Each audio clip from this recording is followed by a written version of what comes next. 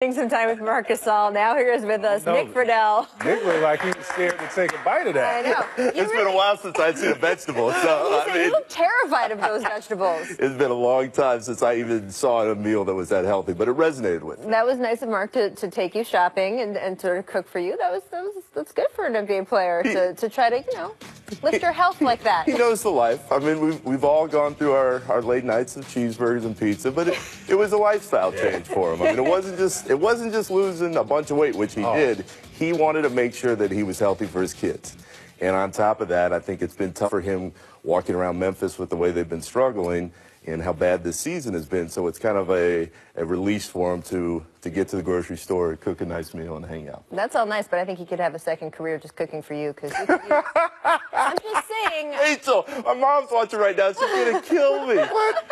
Oh, no. One piece of fruit a day. It's like vitamins. It would be good for you. I'm just saying. I'm gonna hit the elliptical just for you now when I get back to the hotel. It's not about the weight or exercise. It's about having the vitamins in your body. That's right. Occasionally. He said one bad meal doesn't make you doesn't make you bad, and one good meal doesn't turn it around. It's a whole change. So the whole thing. All right, I want to talk about the Timberwolves with you because you have been the man on the scene for pretty much every team in the Midwest for us. But Karl Anthony Towns dropped a franchise record 56 on Wednesday night, 15 rebounds.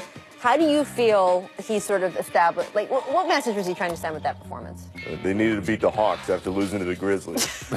Right? I am not buying the Timberwolves. Okay, really? At all. I think the message that Karl Anthony Towns can send, as a guy who has really dominated offensively but disappeared defensively at times, do it every night.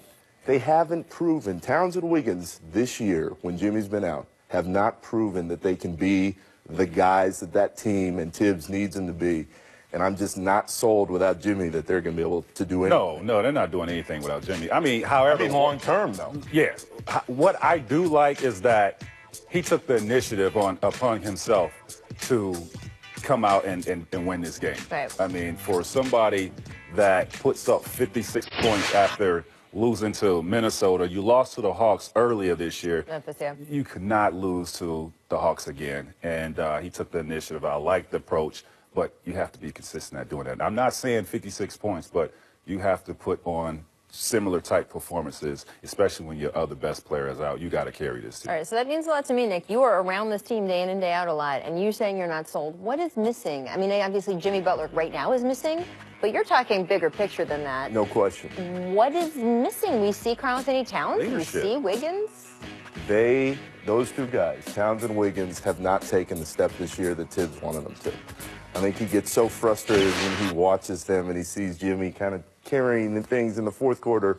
Where are Towns and Wiggins throughout the game consistently? Some nights, like the other night, he's got a ton of points and you think, all right, maybe he's turning a corner. And then other nights, both of those guys just kind of disappear. And you lose to Memphis at home. Those guys are called? They're called floaters. Like, you can have guys that, if you look up, and Wiggins is one of these guys, and I love to watch Wiggins play. He has so much potential. You look up, he has 20 points, 22 points, but he has really no impact on the game. I mean, there's no defensive impact. Yeah, you can score 22 points, but it's not valuable. It's not a real valuable 22 points that helps your team win ball games. Cat is the same way. His defensive presence. Good defense from Cat this year, though. You've seen flashes of it. But to Tracy's point, superstars do it every night. And those guys have not proven on both ends of the floor that they can do it every night. And that's the difference without Jimmy in the lineup, because Jimmy can. It's hard to do that every night. I was encouraged by this from Karl. I thought that it did. Good luck with that, Rachel. Wow. Thanks, Rachel. That's great. We told Tracy that Nick has the best Tom Thibodeau impression in the world, and there it was. He just whipped it out. I love it. All right, Nick has also covered the Bucks a lot this season, so I want to move on to them. Jason Kidd speaking to Bleacher Report's Howard Beck. This is a fantastic story. I really recommend you go read it.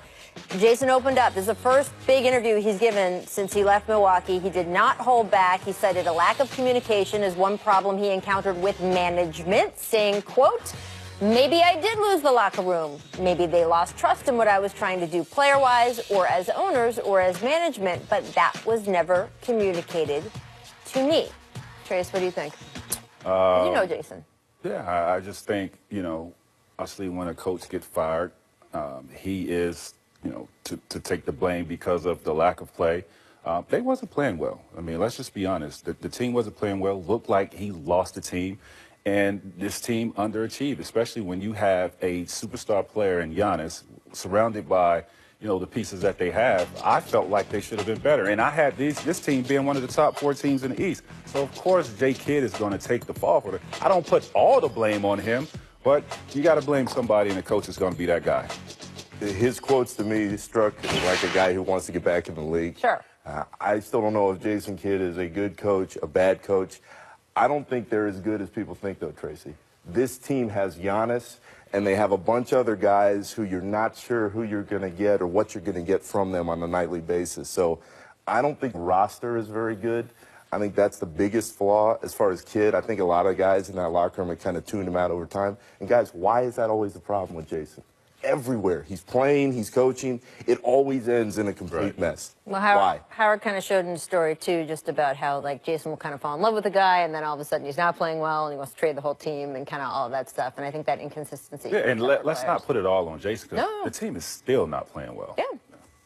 Yeah, and look, another thing that Howard brought up in the story I thought was really interesting is that Jason has never had time off before, right? He went straight from playing to coaching. Right. Straight. Right? Stepped off the court with the Knicks, went into the head coaching job with the Nets, went straight into this job with the Bucks.